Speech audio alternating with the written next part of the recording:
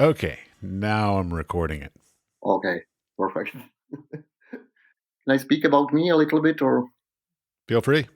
I born in Ústí nad Labem. This is the city on the north part of Czech Republic, at approximately 100 kilometers from Prague.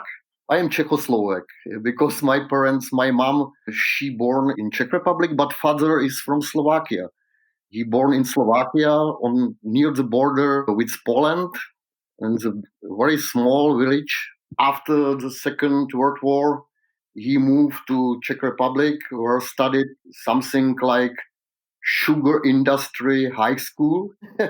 And after that, he moved to Ústí nad Labem here because he got something like paper one can work here. And here is the very big factory about this kind of industry. So he met my mother. So and I am here. It's about me when I born, and I start about art everything on the elementary school. My painting teacher called my parents to the school, and they told that I am talented. So I think from sixth class I start go to the art school, but only for 3 years because at the school we finished at 9th class. After that, I don't know what I will do because I was good with a lot of things. But my friend told, have a look. There is exists something like glassmaking school. It's not so close, but very well. There is you can drawing there, make painting and modeling and others, and they making also the glass. He told that make something like glass blowing, beautiful pink pigs. So, but it was a big mistake because it's the other school. So it's the school when is in the Železný Brod, and he taught me in Kamenický Šenov. So I went to Kamenický Šenov glassmaking school, and I did the talent tested and the exams. So I began to be student there for 4 years. So after that, I also when I finished, so I worked also 2 years like the worker with stained glass. Yeah, and I tried also to do the exams for the academy, yeah, to the Prague. But first time they didn't want me, so after that I was 2 years in army, and after that I tried again, and was second time they took me with students on the academy in the Prague. So I studied. It was very interesting because it was at the time the revolution here in Czech Republic. I studied there from 1988 to 1994 because this academy is for 6 years. And also during the studium, I studied also half year in the Belgium, the Royal Academy of Fine Arts, in the department of monumental painting. So it was interesting experience for me too.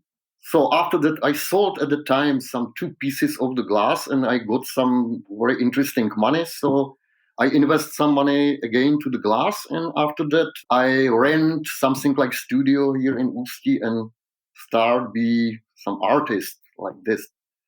But finally, will be next year 15 years, and I finally start be teacher in the glassmaking school in Kamenický Šenov. Actually, I don't want to be something like teacher, or I didn't know nothing about the glass because like the young people, they're all a little naive, yeah. So all want be painter. It's for instance in the case that I went first time to the school in the Kamenický Šenov glassmaking school, so I saw the Goose Gallery and I saw the very beautiful things from glass. I told myself that is, oh, where I am. I never can do the beautiful things like is in the gallery. I was really in the shock. But interesting how the people change it because on the end of my studium in the 4th class, I went there again to the gallery and thought everything is bullshit. It's I can do better things. So how very quick around 18, 19 you change the behavior and the thinking about art and about the glass. So It's true. I mean, because like I remember in my youth looking at art and being like, "Oh my God, that's magnificent. That's beautiful." And now that I have, 25 some odd years in the arts, I'm like, "Oh, yeah, that's easy. Anybody yeah. could do that. Anybody with like a little bit of training can pull that off." And I'm like, "Darn it." Okay, yes. There's a long tradition of Czech glass. It's very well known throughout the world and all this. How has your sort of career have you been able to get out of the Czech market? Because I always concern whether or not people stay sort of in their region or whether they're able to get out into the world. I know you're represented by some galleries. Have you been able to get outside of this Czech market and into the sort of grander art world, I guess? So first about the tradition, the glass have very big tradition in Czech Republic, of course, with Czechoslovakia at the time. And I focus for the special technique. The kiln casting is, if I can speak about this technique a little bit. So actually, you will do something like model from clay, and after that, you build the special mold on it, yeah, on the model. It's a mix of the silica sand with the dental plaster. It's very interesting. And you must build two layers. And between layers must be something like metal construction because if you have the huge piece, so it's very big pressure, inside the mold. The glass generates the press. It must be metal construction inside. When you will have the more and more kilograms of the sculpture, so construction must be better and better. Yeah? So it's But why, of all of the different modes of working with glass, so, flame work, blowing, all these different, why yeah, did yeah, you yeah. choose kiln work as a specialization? What was it about that quality that made you go, that is for me? Yeah, because I felt something like more like sculptor. Yeah. When I studied in the Kamenský Šenov glassmaking school, they don't ask which department we can choose. They have a look to my figure and told you look strong, so you will be glass cutter. Yeah. So you cannot choose the department. Now it's opposite. Now can, yeah. But at my time, so it was very difficult. I was glass cutter, and like glass cutter, you cut the glass to really something like glass stones and very heavy pieces. So it's about. Yeah. And later on the academy, I tried the other techniques. To this time, nothing. Yeah. So I only modeling and cut the glass. I tried on the academy, so other techniques, like is also the painting glass, some hot glass, some glass blowing glass, and other technique. But simply, sometimes I do some hot glass also. I love this technique, like in kill casting, because it's really keep the very good structure on surface because the normal glass when you put the hot glass to the some mold so it's not perfect, so they keep the details in this technique. I finished the technology, yeah. So after you build the mold, so you put some pieces of glass into the mold and put it to the electricity kiln, and in the kiln the around 890 centigrades the glass copy the mold. And now it's important because it's a little technology also. How long is about the thickness? Yeah? How long you will be cool the glass in the kiln? After all process, after the end, so you open the kiln, take out the mold with sculpture, you remove the mold.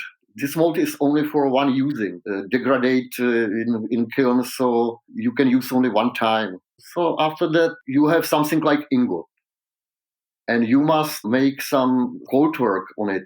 You must cut the surface, polish everything. So every time around, I don't know, 5, 6 days when you're working in the workshop on it. So finally, you have something like sculpture, and when you do beautiful things, so it's very nice. Yeah. I do it for myself. If I feel very good, you feel something like, I don't know, the hormones of the luck, yeah, when you create some beautiful sculpture. And this is very important because I do it for me. It's not important everything around some business with some sailing the object. So it's second. First is for myself beautiful object, I think. I'm on the same page with you, but on the other hand, we all still need to make a living and pay for our housing and all this other stuff. So, I mean, we can't just throw all of our money and our time into our art. So, you're a professor by trade. So so that's your primary income, I take it. Then you exhibit and you lecture elsewhere, and sort of that's an additional potential income kind of idea.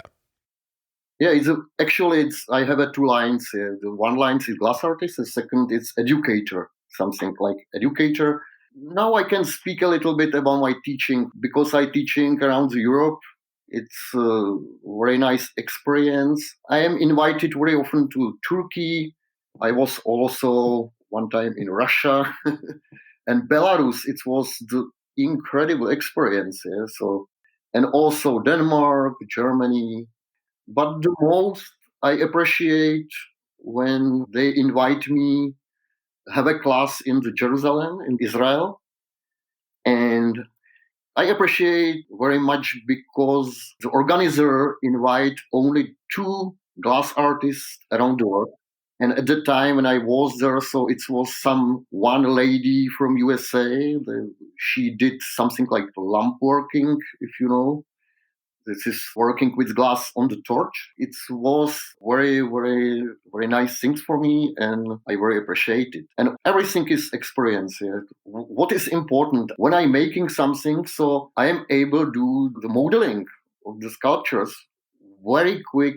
I have a record around 6.5 minutes when I make the sculpture. Because I teaching also in my school here in Czech Republic. It was some from Israel, 3 people, and I told them, take the time, and I think 7 minutes, and I so I really did the sculpture during the 7 minutes. So I am also invite me something like make the demonstration of the modeling because they spend with some other things around 30 minutes, yeah, and that's all. So I think 2 years ago or 3 years ago, I was invited to Denmark. It was something like meeting of glass artists from all around Denmark. So I showed them during the 15 minutes some sculpturing, some modeling, and also I speak about my work, about my teaching. So this is good for them because you spend very long time with modeling, with make mode, and others. I am able to do the sculpture very quick. And so also it's very often I don't know what I will do. So I take the clay and hit to the table, and what I remind me, so I will do.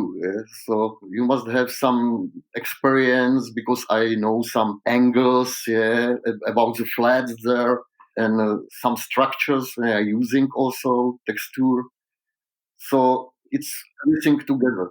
I remember that one time I couldn't sleep, so I all the night I think what I will do next day, what I will modeling. So morning I drink coffee and I know exactly what I will do. So I went to the school. During the modeling, I changed everything and finally was absolutely different object. Then actually exist 2 lines, Apollon line and Dionysos. It's Apollon is something like you will know what you will do.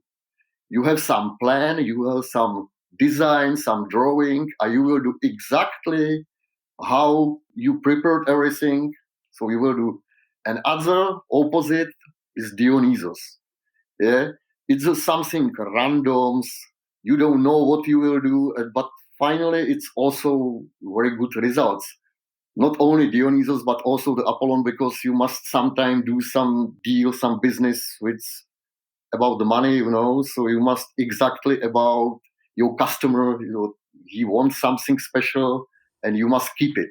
So Is there some balance between the it's Apollo and Dionysus? Is there like a middle road on that? Because like I'm a big fan of the idea of being have a plan, but then allow for other things to happen. If you're completely strict, oftentimes it fails. If you're completely loose and crazy, oftentimes it fails. But like being very prepared with your knowledge, your expertise, but then allowing for, I call it absurdity to happen, the unknown kind of things. So like, is there another phrase? Because I've never heard that sort of Apollo Dionysus kind of an idea. So is there something that's the combination of the two? I think that can be, because you can start something like this Apollon line and finished absolutely on the other side. Interesting is when I became older and older that I have experienced that when you use the brain more and more, so result is more worse and more worse. So I like, for instance, going to the nature. I love to pick up the mushrooms, have a look to the forest, observe the stones, the skins on the trees, and other things. So I take some inspiration from the nature. I use it, of course, but finally I still move these things, be better and better, simply. Improve myself, and try the new structures and other. So sometimes the people think that they copy the nature. One time I remember that I did some structure that don't exist in the nature, but finally I find some old stone and it looks like my textures and my structure. And I thought, no, this is opposite. The nature copy me. Very often it's opposite. I mean, I'm very much into the idea of the overthinking is sometimes the detriment of creativity. I'm a horrible overthinker. I overthink everything, and I'm always worried that I'm even overworking my art. So, like doing too much to it, trying to invest too much stuff into it. And I feel like that's sometimes very much to our detriment, because sometimes just like the simplest, most natural expression is the better one to go with, and don't force it too much. Yeah. But sometimes I fuck that up too. Yeah. No, wait, I've got a question back to the kiln work. Okay. So I know a lot of ceramicists and other types of people that work with kilns and stuff. The first person I think I've ever met that does glass kiln work. Oh shoot, somebody's gonna get angry with me for not remembering them. But anyways, but how precise does it have to be? Like, so I mean, I imagine, because as I said, I know a lot of people that work with clay in kilns. So like, how often do you break pieces, or how often does the kiln explode pieces or damage pieces? Like, what's your percentage of like, put it in the kiln, comes out exactly the way you want it? Everything what I do, it's a mix of the three things: the art, the technology, and experience. Yeah. It's experience very important, because sometimes the glass is do it what the glass want, because it's inside the kiln. Something happened there. Yeah. For instance, I had experience that I had three pieces. I put it same annealing program, yeah, in the kiln. It's the same pieces. It was something like the three things, all same dimensions, everything absolutely same. So after I open it, so two was good and one broken. What's happened with this object? I don't know. Art and technology, it's, you must know, every time you must have a look how looks the mold, about the thickness of the mold, and a lot of factors. About the color of the glass also, because the dark color very easy take the temperature, yeah, and very slow leave temperature the dark glass. And opposite, that you have crystal transparent glass, so you can take slowly the temperature, and opposite very very quick, yeah, leave temperature.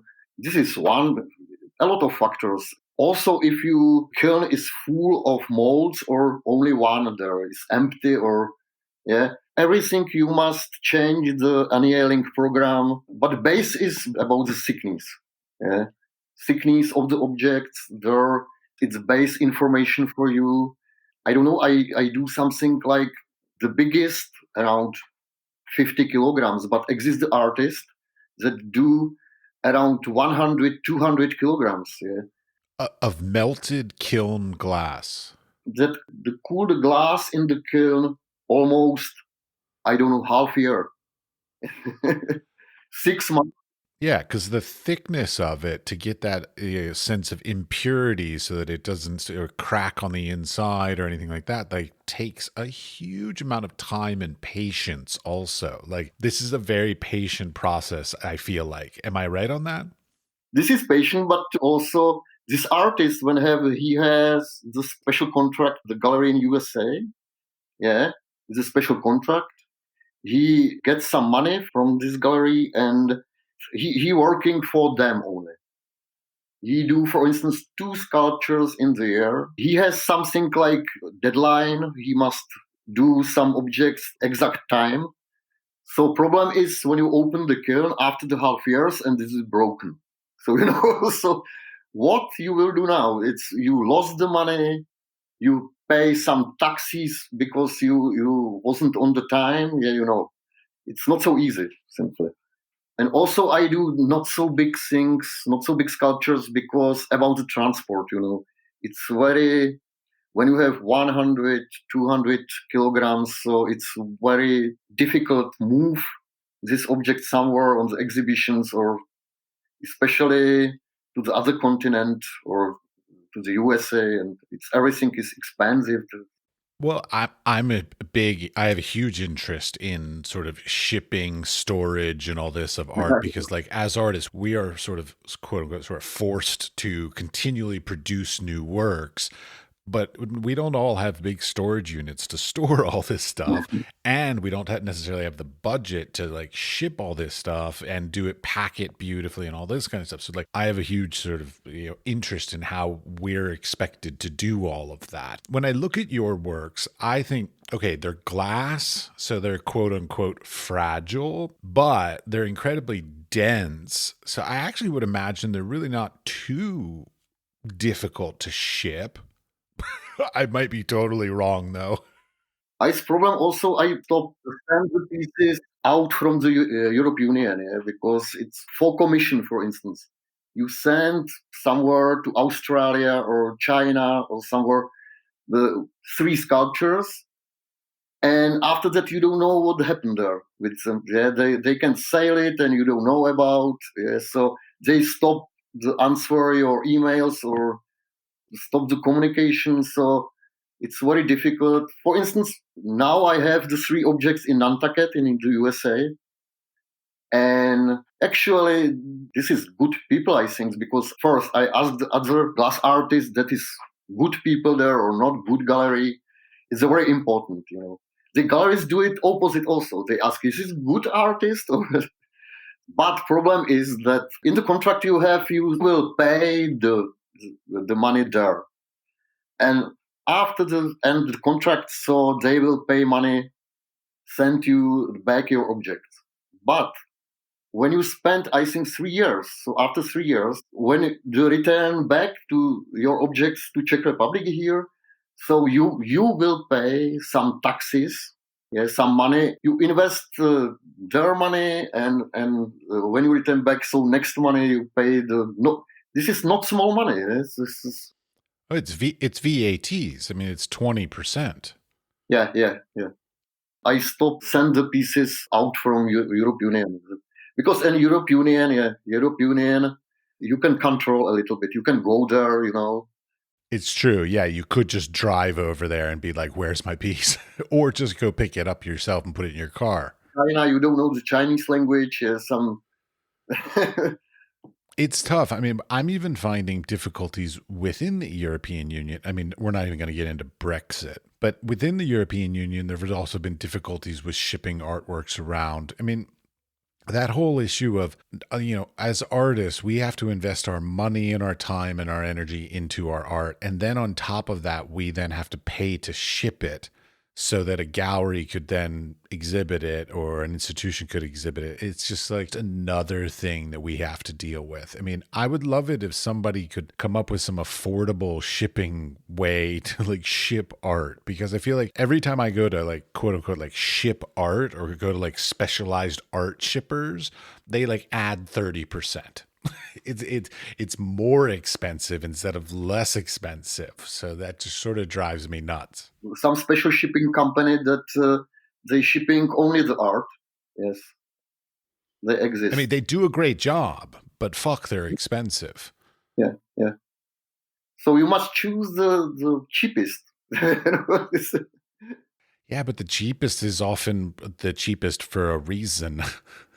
But the money when you invest to make the sculptures, it's big, and the shipping more, you know. So it's really when I sell some object and other things is original, you know, because I don't make the copies, so I do only one things. So it must be expensive. Yeah, some people think that have a look. They contact me from 10 people. One is one we will do some deal. Yeah, the left is they only ask and then I tell them the price, so they don't answer me back. Yeah. But Yeah, that happens a lot. it's really the you invest the money, so it's not so small money because glass is expensive, everything. And electricity in the kiln, like when you cool the glass, when I have the object around 50 kilograms, so it's 1 month in kiln, you know. The electricity, everything you must add together, and some profit you must have. So together is for some people it's expensive. Well, I mean, what people don't understand too is like, so when you say that, okay, so you do one piece and it has to sit in a kiln for 30 days to cool down basically at a good sort of slow rate and all this in order to create the look that you're going for. That's an entire month where you cannot fire another piece. So like you're literally like taking like your main tool, your kiln, and it's in use for 30 days and you cannot make another piece. I mean, so like at best you could do 12 pieces unless you have multiple kilns. But like Very often ask me the some people, I love your this one. Can you do for me the same? I told no. I can do something like remodeling, but I am older. I did 3 years ago. Now I am 3 years older, and my mind, my feeling is different. So I can do something like that, but no exact this same object, you know. So how often do you get people coming to you going, I love this piece, but can you do it in this other color? yeah. It's also, yeah. Can you do it for me in green? So it's, yeah, very often. Or other is that is some rich people and ask you if you do for them some work. They have some design, and Peter, you cast the glass, so you can do about my design some.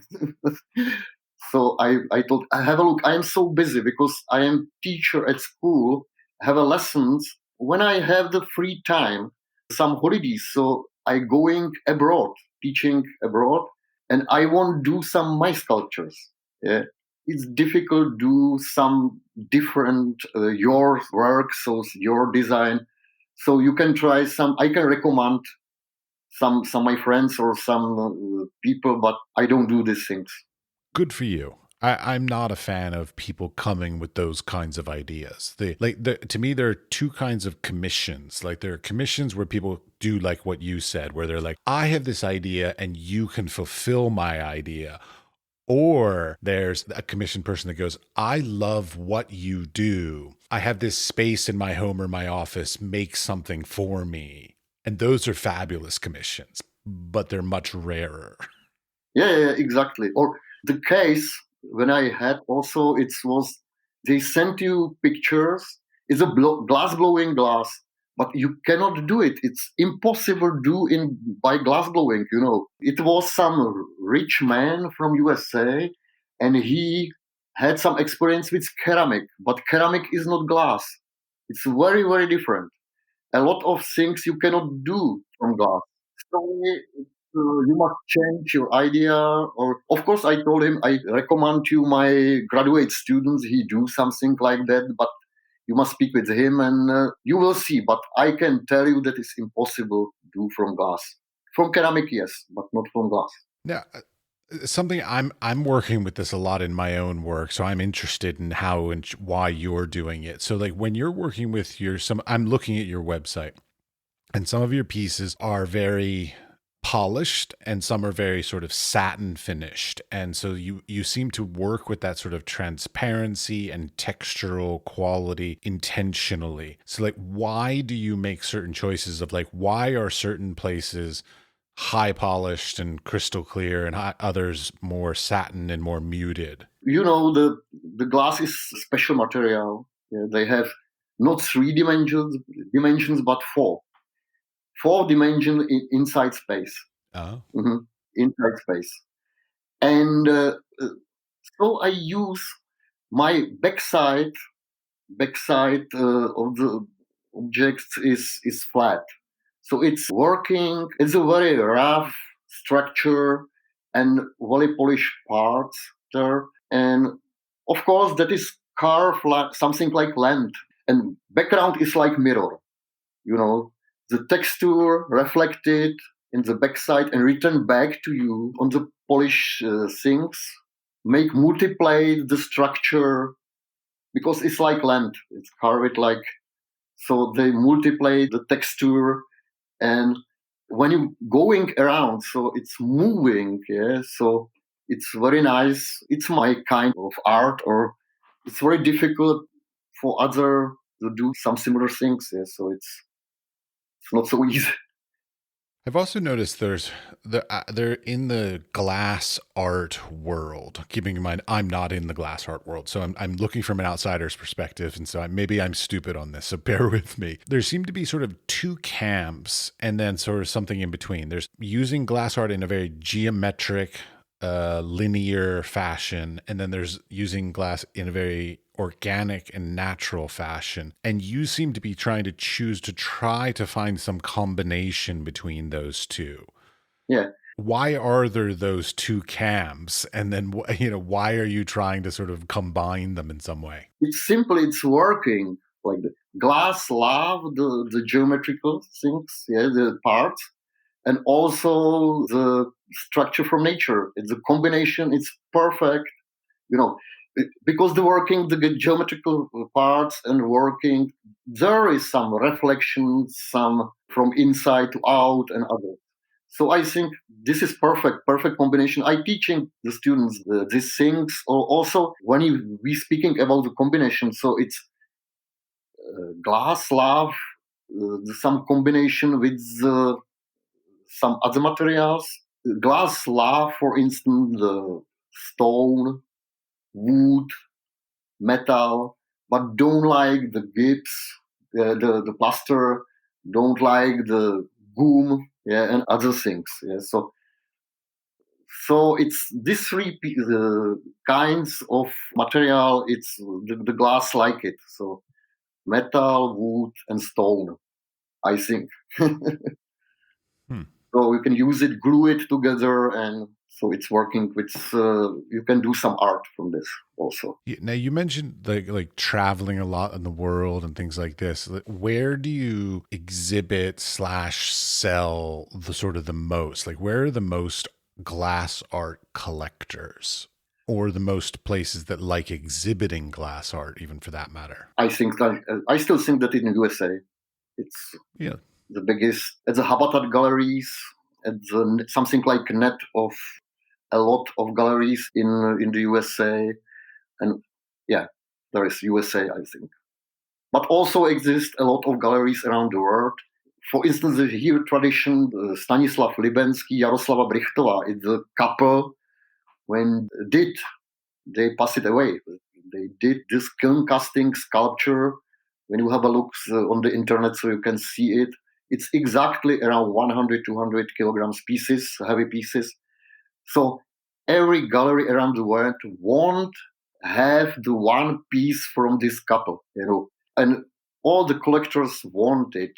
Still, I think USA, Habitat galleries or Imagine Museum, and also the biggest, largest galleries in the USA are in the USA.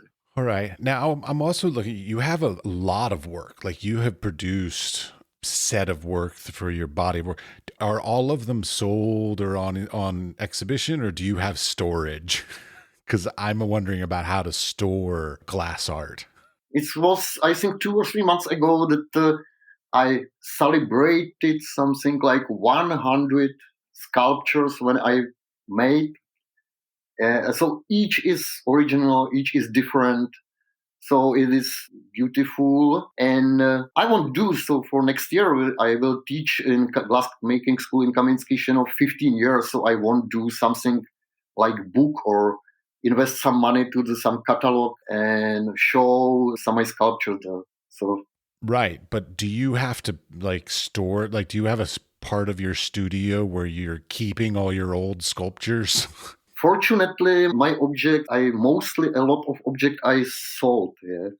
So from Good this for you. 100 sculptures, 80 sculptures I sold. So I have right now around 20 sculptures. Of course, I have not my storage. Still fighting with the space because I have a small flat in Ústí nad Labem here. And when I teaching in glassmaking school in Kaminsky, so I am on the private there. So I pay the money so in the house, and I don't know, 8 sculptures I have at school, 3 sculptures here, 3 sculptures in glassmaking in the private, and left I have on my friend garden. There I have some metal house, and the inside I have the box with. One side I am very happy that I have not so much sculpture that I sold. Yeah, of course. One side money is beautiful. Other side you losing, yeah, one your beautiful objects, and like I don't know, take your part of body, yeah, you losing the if you understand me. So I one side I am happy, and other side I am sad. Yeah, I mean you want people to enjoy and appreciate your work, and of course you want the money to be able to continue on making more work. But on the other hand, some of your pieces, like, and I say this from myself, like some of my pieces, I kind of don't want to sell. Like I love them a little too much. Yes, sometimes I give on the sculpture so big price that it's impossible that somebody buy it, because you like it so much. Yes. So I have the double price or something like. Yeah, it is. It is. Nice. Now, okay, because you're using this, what I consider a unique process, this kiln glass, I don't know if it's a unique process. To me, it's unique. I don't see it very often. Are they designed to be indoors or can they be exhibited outdoors? Like, so like, is part of the reason for that process some sort of strength and ability to deal with outdoor weather and all that kind of stuff? Yeah, exactly. This technique it must be indoor, Oh. inside, because the glass after the casting is a little fragile, so it's very sensitive for the change the weather outside. So if you for in sunshine and during the 1 2 minutes begin the hard raining or so it's very dangerous for. But it's about the kind of glass. Now I think 10 years ago they find some special glass in Czech Republic. This kind is a new kind of the glass, not absolutely new because it's 10 years old, but now you can buy it, and this kind of glass after casting can be outside. This kind, some other glass artists in the Europe, they do the sculptures outside. Now is not problem. This glass is a little more expensive, of course, but it's possible do some sculpture outside also. But before, it's really was very dangerous outside. It's only the inside space, inside indoor. Okay, equal to that, like I'm a works on paper kind of person, and I have lots of friends who are painters and this kind of stuff. And oftentimes we're always told, like, oh, put your, let's say you have a piece in your home, don't put it in direct sunlight because, of course, the colors will fade and things like this. Is that true with glass? No, no. This glass is still same color. You can do some change of the color in the kiln. Yeah? So, for instance, I input to the mold the pink color, and after casting is red. On the top temperature, open the kiln, and all the air that went out. Then you close it, and again. So this chemical technology processing, you can change the color a little bit. Yes. Right. I mean, it's basically pure color. So, like, it doesn't fade over time or anything like that in the ways that, like, paint on a canvas or ink on a paper would fade over time. So, like, once you have cast it and it's color and it's set and dried and cooled down, it will continue to keep that. It'll never lose those colors, correct? Yeah. When you annealing or cooling the glass, so it's same still after that. Yes. Okay. So Nice. it's all that about its special technique. I learning all my life, Yeah, it's never ending story. It's Oh, still yeah. it's problems, and you still want move. Yeah, the technology and art move up, but you still must work, and Don't tell me about I do photography. Like when I started, it was still film and darkroom and like technology has exploded exponentially at this point. So yeah, I kind of just gave up on that, moved into a different artistic realm because it's just too much to keep up with, too many new technologies. I mean, glass, yeah, there have probably been more technological advances in the last 50 years than there have in the past 5 centuries when it comes to glass, mhm. between electric versus gas kilns versus all these new technologies of like mixing and blending things, and then of course the thing you're talking about, this extra durable glass, and all these things. There's lots of technology to keep up with, but it still has a very long tradition. Yeah. Mhm. Is there any last little bit you want to talk about, any topics that you want to bring up that I didn't ask about? I don't know, maybe about teaching a little bit. I don't know. Okay. Yeah. I'll wait. I'll prompt you with a question on that. So there are lots of like artistic mediums that I can think of that you can sort of pick up and do pretty quickly. So like you're learning drawing and stuff. It might take a year or so to be reasonably skilled and things like this. Photography, I teach, very easy to pick up and sort of learn the skills and techniques. Like how long does it take for a student to like be what I would call like quote unquote like proficient with glass when taking courses? Yeah. So it's depend about the talent first of the students and about the teacher when I teach him, and also the students must want it. Yeah. I have a, for instance, it's really very different. I have a students that don't care, don't come to school, something like flying there, then all 4 years. Other side, I have a very beautiful students. For instance, one of them, I using him like my assistant when I going teaching abroad. But he is not from Czech Republic. He's from Kazakhstan because we one time we had a lot of Kazakhstan students at our school. He's speaking very well by English language, of course, Russia, French, and by Czech language also very well. Cannot recognize that is not born here. It's really speaking very well by Czech language. And he know everything. I teach him about the kiln casting, everything about the how make the molds, how modeling, how he is beautiful and very good glass cutter. So I needed mostly the glass cutter because I have a lot of work with when I have the class abroad. So I must care about, for instance, 12 people, and the results from the glass he cut it there. This is something like craft. You need it so much, and he do it very well. So every time I tell him, do it very perfect craft because it's a different about the left of the world. Yeah? So this is in Czech Republic. It must be good art with good craft. Very good. Do the work like it will be yours. It will do for you. It must be same. Yeah, and we will do this perfect craft work. Never can care about the money. People give you money, but must be perfect. Everything. It's about the students. And one student, for instance, right now, because our kiln at school, one kiln is broken. He living with parents and have a something like workshop there. So he have the kiln. So I use it time after time. I cast the glass in his house, and he has also some tools for cold working. So he do for me. I give him, for instance, glass and the mold, and sometimes, not every time, he do for me that he cast in his kiln the object, and after that make the code working, so I give him some money. But I control it very well because it must be perfect, of course.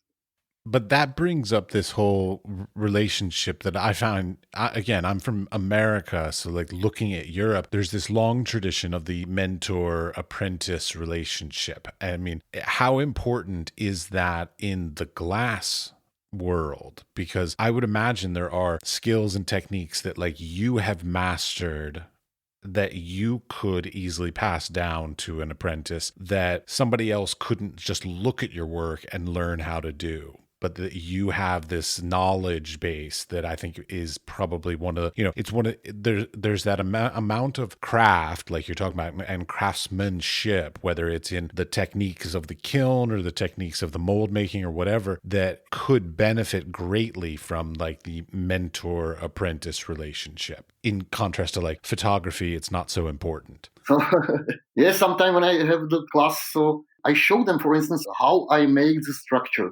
But this is secret, it's confidential, because I told them it's easy. But please, when you make the video, it's for you only. Don't give to Facebook, don't give this on Instagram or somewhere.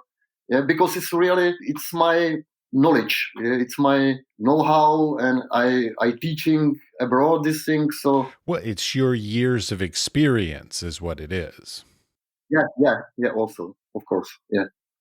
So it is.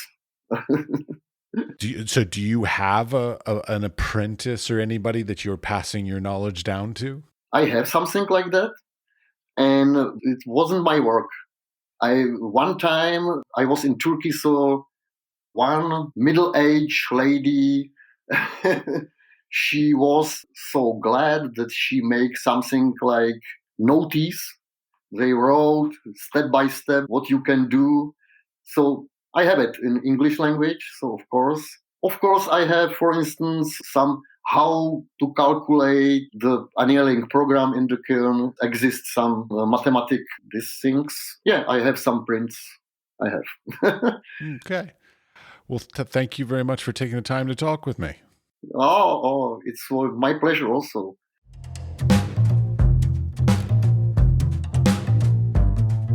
Thank you for listening to the complete conversation. We would appreciate it if you would share the podcast with your friends, family, coworkers, or studio mates, anyone with an interest in the arts and creative endeavors. The building and strengthening of the arts and creative community is at the core of our mission for this podcast. They can subscribe on Apple Podcasts, Spotify, or wherever you get your podcasts. We are produced by 5014.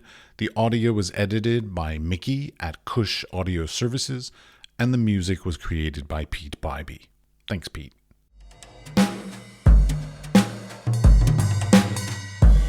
As we know, funding for the arts is incredibly important, so I'd like to express my appreciation for the funding from the EEA grant from Iceland, Liechtenstein, and Norway. They are working together for a green, competitive, and inclusive Europe. We would also like to thank our partners Hunt Kastner in Prague, Czech Republic, and Kunstsentrene i Norge in Norway. Links to EEA grants and our partner organizations are available in the show notes or on our website, wisefoolpod.com.